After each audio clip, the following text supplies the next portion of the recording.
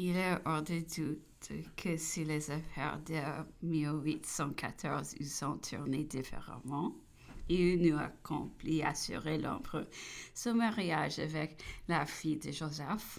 L'empereur, en revenant sur ces événements, disait que les résultats lui donnaient irrévocable mentor, mais qu'indépendamment de cette heure de destin, il se reprochait aussi des fautes graves dans l'exécution. Une des plus grandes était d'avoir mis de l'importance à détrôner la dynastie des Bourbons et de maintenir comme base de ce système plus souverain nouveau, précisément celui qui, par ses qualités et son caractère, devait nécessairement la faire manquer.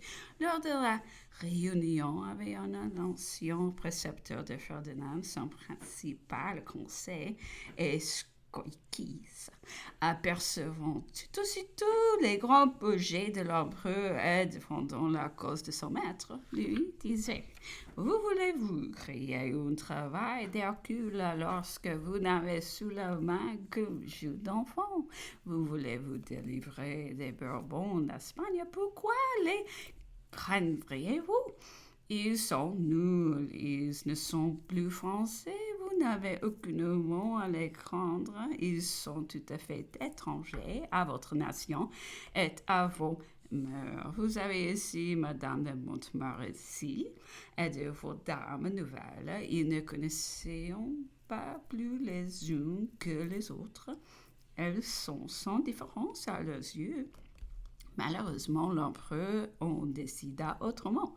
Je me suis permis de lui dire que des Espagnols m'avaient assuré que si orgueil national avait été épargné, que si la junte espagnole se fût tenue à Madrid au lieu de Bayonne, ou bien encore quand eût renvoyé Charles IV et gardé Ferdinand, la révolution eût été populaire et les affaires auraient pris une autre tenue. L'empereur n'en doutait pas et convenait que cette entreprise avait été mal embarquée et que beaucoup de circonstances où peut être mieux conduites. Toutefois, disait-il, Charles IV était usé pour les Espagnols, il eût fallu user de même Ferdinand. Les plans de plus digne de moi, le plus sûr pour mes projets, eût été une espèce de médiation à la manière de celle de la Suisse. J'aurais dû donner une constitution libérale à la nation espagnole et charger Ferdinand de la mettre en pratique. Si l'exécutait de bonne foi, l'Espagne prospérait et se mettait en harmonie avec nos mœurs nouvelles. Les grands buts étaient obtenus, la France acquérait un allié intime, une addition de puissance vraiment redoutable. Si Ferdinand, au contraire, manquait à ces nouveaux engagement, les Espagnols eux-mêmes ne ont pas manqué de leur envoyer et seraient venus me susciter de leur donner une lettre. Quoi qu'il en soit terminé, l'empereur, cette malheureuse guerre d'Espagne a été une véritable plaie, la cause première des malheurs de la France. Après mes conférences d'Erfurt avec Alexandre, disait-il, l'Angleterre devait entrer contrainte à la paix par la force des armes ou par celle de la raison. Elle se trouvait perdue, déconsidérée sur le continent. Son affaire de Copenhague avait révolté tous les esprits et moi j'ai prié en ce moment de tous les avantages contraires contre cette malheureuse affaire d'Espagne. Elle est venue tourner subitement l'opinion contre moi et réhabiliter l'Angleterre. Elle a peu de l'or continuait la guerre. Les débouchés de l'Amérique méridionale lui en étaient ouverts. Elle s'est fait une armée dans la péninsule et de là elle est devenue l'agent victorieux, le nœud redoutable de tous les intrigues qu'on peut se former sur le continent. C'est ce qui m'a perdu. Toutefois, on m'asseyait alors des reproches que je ne méritais pas. L'histoire me lavera On m'accusa dans cette affaire de perfidie, d'embûche et de mauvaise foi. Et il n'y avait rien de tout cela. Je me crois qu'on ait dit, je ne manquais de foi. Ne violer de parole pas plus contre l'Espagne que contre aucune autre puissance. On sera certain un jour que dans les grandes affaires d'Espagne, je fus complètement étranger à toutes les intrigues intérieures de sa cour. Et je ne manquai de parole ni à Charles IV, ni à Ferdinand VII, que je ne rompis aucun engagement vis-à-vis de père ni de fils, que je n'employais point de mensonges pour les attirer du Dieu à Béarn, mais qu'ils y accoururont à l'envie l'un de l'autre.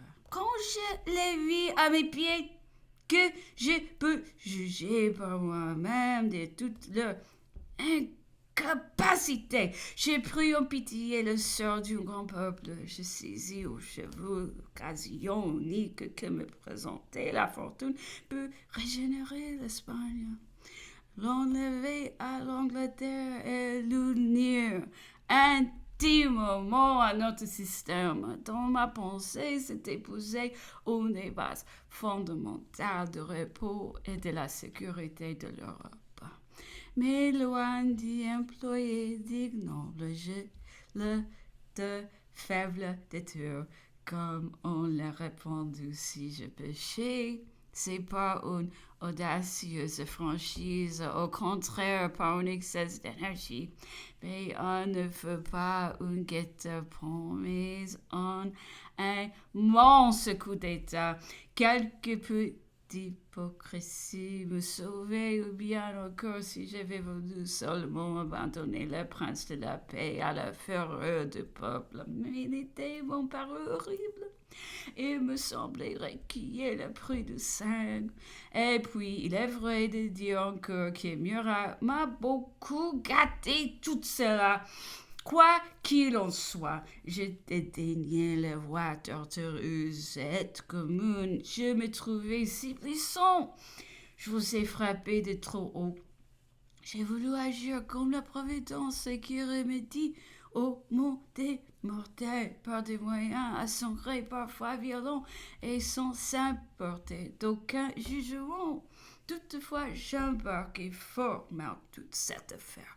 Je le confesse, la immoralité douce se montrait pas trop patente, l'injustice pas trop cynique, et le tout demeure fort vilain, puisque j'ai succombé, car le temps ne se présente plus que dans sa hideuse nudité, privé de toutes le grandiose et de nombreux bienfaits qui remplissait au monde attention. La postérité le préconisait pourtant si je vais réussir, et avec raison peut-être. À cause de ces grands et heureux résultats, tel est le sort et le jugement dans les choses ici-bas. Mais, je le répète, il n'y eut ni manque de foi, ni perfidie, ni mensonge. Bien plus, il n'y avait nulle occasion pour cela. Et ici l'empereur reprit dans son entier, dans son principe, toute l'historique de l'affaire d'Espagne, répétant beaucoup de choses déjà dites plus haut. Du parti, disait l'empereur de Viséon, la cour et la famille régnante.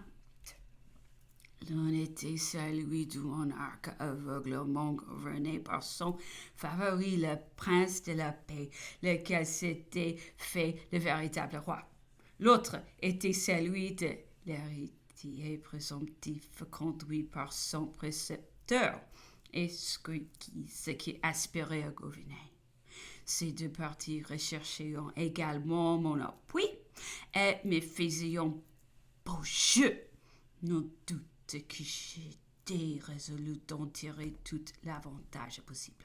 Le favori peut se maintenir dans son poste, aussi bien qu'il peut se mettre à l'abri de la vengeance du fils.